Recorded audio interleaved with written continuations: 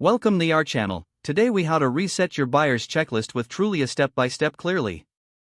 Open your web browser and navigate to the Trulia website. Log in to your account using your credentials.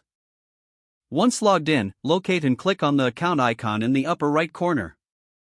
From the drop-down menu, select Settings.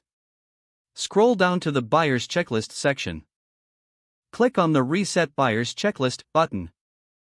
A confirmation prompt will appear to ensure you want to reset your checklist. Review the information and click Yes to confirm the reset. Your buyer's checklist will now be cleared. To create a new checklist, return to the main dashboard. Begin adding your desired properties and preferences. Use the filters to refine your search according to your specific needs. Once done, your new buyer's checklist is set and ready for use. If the page does not load, refresh the browser or try again in a private or incognito window. Make sure you are using the correct email address, then retype it carefully to avoid small typos.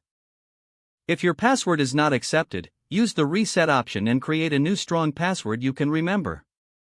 Check your spam folder for verification or security emails, then complete any requested confirmation steps. Enable two-factor authentication if available to improve account security and reduce unauthorized access risk.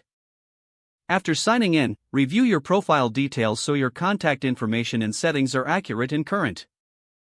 If you see an error message, note it down and try again after restarting your device and internet connection.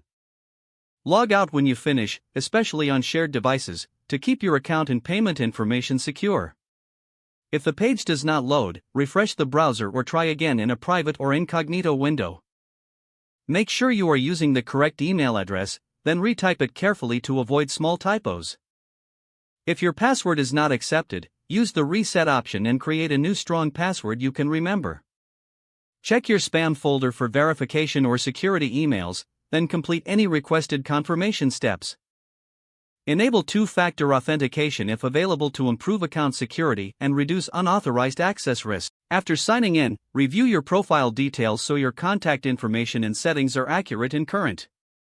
If you see an error message, note it down and try again after restarting your device and internet connection. Log out when you finish, especially on shared devices, to keep your account and payment information secure. Don't forget to like this video and subscribe to our channel for more step-by-step tech guides.